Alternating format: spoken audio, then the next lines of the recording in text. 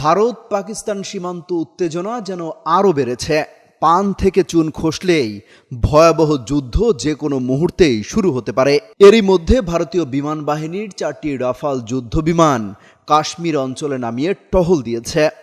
তবে বেশিক্ষণ সীমান্তে দাদাগিরি দেখাতে পারেনি ভারতের গর্ব রাফাল। পাকিস্তানি বিমান বাহিনীর ধাওয়া খেয়ে পালিয়ে আসতে বাধ্য হয়েছে।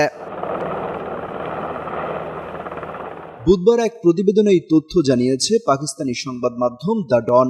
সংবাদ মাধ্যমটি বলছে, পেহেলগামে ভয়াবহ সন্ত্রাসী হামলার পর ভারত পাকিস্তান উত্তেজনা যখন চরমে, তখন ভারতীয় যুদ্ধ বিমান রাফাল পাকিস্তানের অংশে ঢুকে পড়ার চেষ্টা করে। ওয়ালটন আবারও মিলিনিয়ার অফারে ওয়ালটন ফ্রিজ কিনে আপনিও হয়ে যেতে পারেন মিলিয়নিয়ার। মিলিনিয়ার ছড়াছড়ি দেশ জুড়ে, এটা শুধু ওয়ালটনই পারে।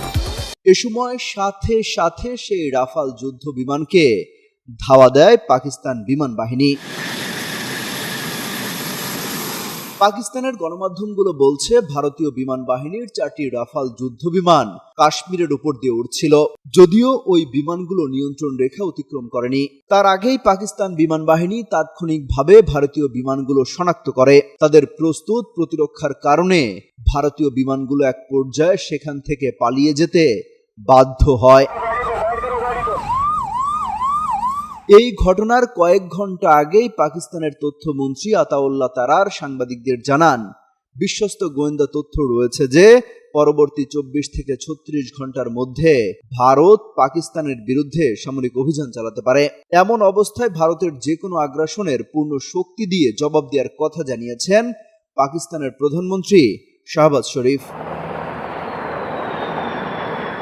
এছাড়া ভারত যদি সত্যিই পাকিস্তানের সামরিক অভিযান শুরু করে, সেক্ষেত্রে নিজেদের অস্তিত্ব ও সার্বভৌমত্ব রক্ষার্থে ভারতের বিরুদ্ধে পারমাণবিক বোমা ব্যবহার করতে পারে পাকিস্তান।